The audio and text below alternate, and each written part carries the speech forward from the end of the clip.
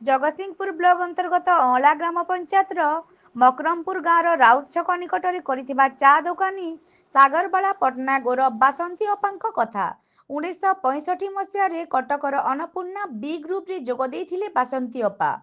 प्राय 1000 ऊर्ध्व थिएटर रे अभिनय करी 70 रु 80 दशक मध्य दर्शक मानक हृदय एक स्वतंत्र स्थान अधिकार करथिले।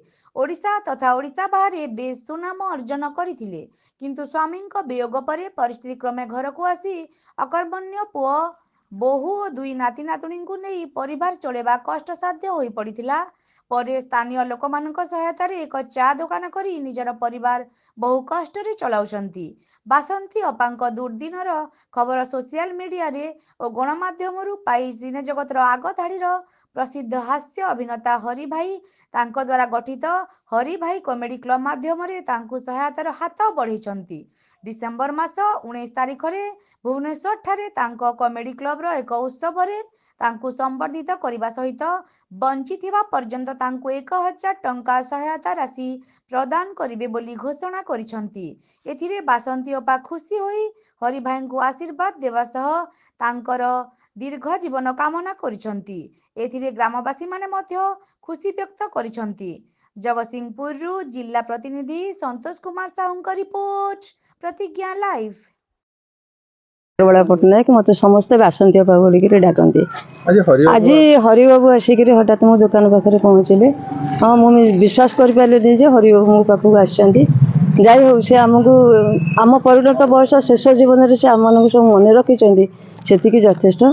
मोर अवस्था देखी से सहयोग हाथ बढ़ाई जो ऑर्गेनाइजेशन अच्छी से प्रत्येक मसरे 1000 टंका लेखा देवे बोलिक प्रतिश्रुति मत कहीकि जाइछंती। भगवान करंतु से एमती आमरी भली बहुत दुष्ट कलाकार अच्छा जो मैंने मुझे एमती अवस्था अच्छी मोठू आहरी खराब अवस्था अच्छा से जाई देखा करी सहयोग हाथ एमती बढ़ाई था। भगवान करंतु तांकर से ऑर्गेनाइजेशन एमती उपरक उपर उन्नति करी जाऊ था। हाँ मु बहुत खुशी अच्छी जा हो पिला माने आसिक मो पाखे पहुँचती। या बड़ खुशी मुझे किसी कहीपरि। हरि भाई कॉमेडी क्लब आम जो गठन कर तार मूल उद्देश्य होचे परिणत बयस जो माने कला निजर जीवन को समर्पित करिसेंती कला प्रति एवं ओडिशावासी प्रति तो तांको जो वृद्धावस्था सामान्य टिके सहयोग हाथ बढ़ाइबा ये हूँ हरि भाई कॉमेडी क्लब लक्ष्य।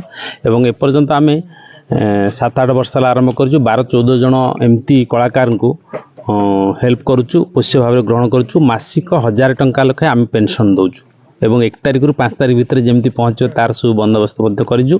एवं मुझे जो खबर पाइली मीडिया रू जानिली जे एमती बासंती अपा आज ये परिस्थिति अच्छा तो निश्चित भाव में सहयोग हाथ बढ़ाइबा आम दायित्व बोली कर्तव्य बोली भाविलु। से मुझे आसिली निजे स्वच्छक देखिली एवं मत जो मैंने कहती जे कलाकार जन असुविधार अच्छी बोली मुझे आखिरी न देखिले भल लगे तो पाखक जाए एवं देखा साक्षात हुए भेटभाट हुए। तेणु ये जो डिसेम्बर 19 आम भुवनेश्वर फंक्शन टे करूँ ए वर्ष करुचु से पूज्य पूजा करूँ सम्मानित करूँ एवं मासिक जो 1000 टंका पेंशन से आरंभ हो डिसेम्बर ठार आरंभ हो एवं बंची थिला पर्यंत अपा पाइबे अन्य कलाकार मान भाया। तेणु मु आशा करी जे ये जो सहयोग आमे दौचु ए आपण मानकर भूमिका टिके रहिबा दरकार। कारण सांबादिक आपण माने सबू भल काम सुकाम सहयोग करता। तेणु मुझे भावी निश्चित भाव में आम जो उद्देश्य आसता फलप्रद हो सक्सेसफुल हो। धन्यवाद।